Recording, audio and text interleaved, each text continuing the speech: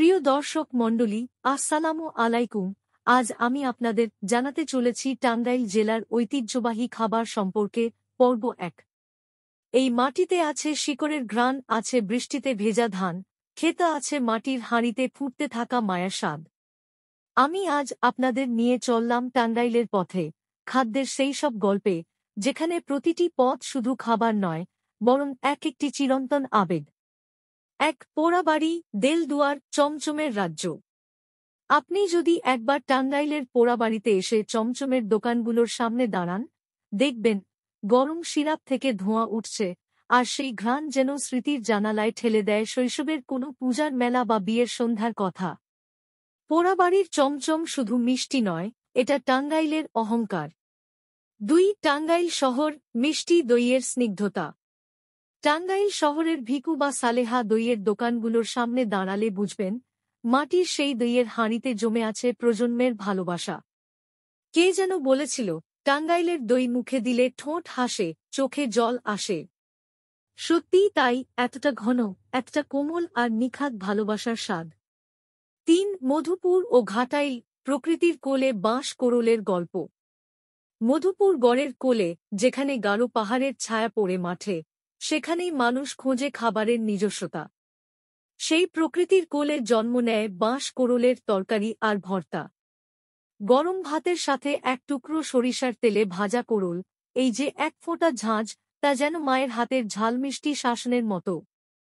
৪. সখীপুর, নাগরপুর, খেজুর গুড়ের গন্ধে ভোরের গল্প, শীতের সকাল, কুয়াশায় মোড়া মাঠ, আর খেজুর গাছ থেকে রস ঝরার টুপটাপ শব্দ। এই যে খেজুরের গুড়, এ যেন শুধুই মিষ্টি নয়, এক চিরায়ত ঐতিহ্যের স্মারক। ঝোলা গুড় আর পাটালি গুড়।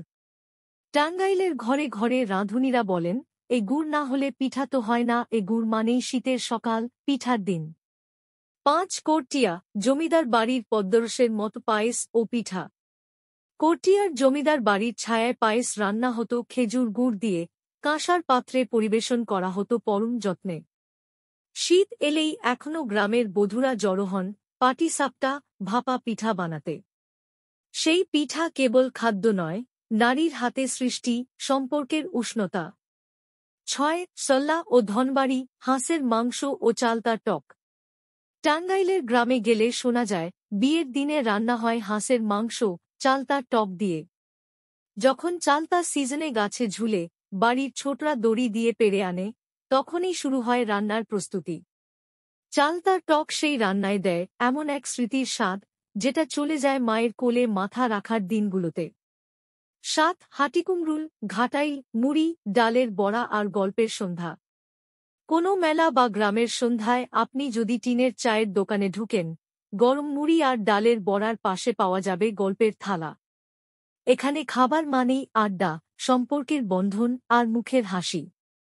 বড়ার ঝাঁঝ আর মুড়ির খটখটে স্বাদ যেন মুখে রাখে স্মৃতির ঝিকিমিকি। টাঙ্গাইলের খাবারগুলো কোনো রেসিপির নাম নয়, এগুলো ইতিহাস, ঐতিহ্য, ভালোবাসা আর প্রজন্মের সেতুবন্ধন। চমচমের এক কামড়ে আপনি ফিরে যাবেন কোনো বিয়েবাড়িতে, দইয়ের এক চামচে মনে পড়বে দাদার মুখে হাসি। এভাবেই টাঙ্গাইলের খাবারগুলো আমাদের মুখে নয়, বসবাস করে মনে। এই ছিল টাঙ্গাইলের স্বাদযাত্রা। গল্প, ঘ্রাণ আর ভালোবাসায় মাখা এক অমলিন পথচলা। দর্শক মণ্ডলী, দ্বিতীয় পর্বে আমরা চেষ্টা করব টাঙ্গাইল জেলার আরও কিছু ঐতিহ্যবাহী খাবারের তথ্য নিয়ে হাজির হবার। এই চ্যানেলের মাধ্যমে আপনার জেলার ঐতিহ্যের কথা সবাইকে প্রকাশ করবেন। বন্ধুরা, সাবস্ক্রাইব করতে ভুলবেন না। ধন্যবাদ।